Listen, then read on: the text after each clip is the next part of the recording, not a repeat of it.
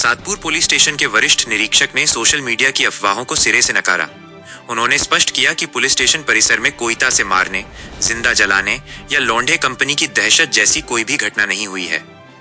वरिष्ठ निरीक्षक ने इन्हें निराधार और मनगढ़ंत बताते हुए कहा कि अफवाह फैलाने वालों पर कड़ी कार्रवाई होगी।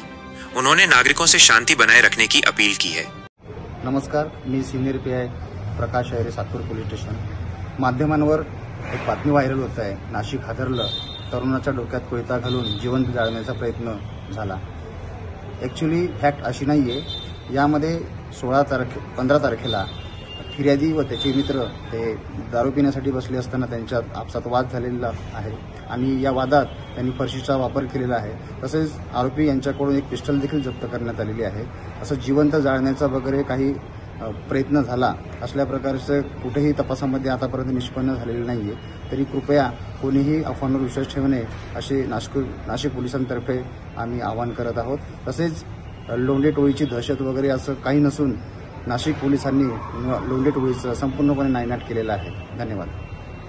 अन्याय अत्याचाराचा पर्दाफाश करण्यासाठी एबीपी नाशिक टीव्ही चॅनलला सबस्क्राइब करा आणि बेल आयकॉन प्रेस करा।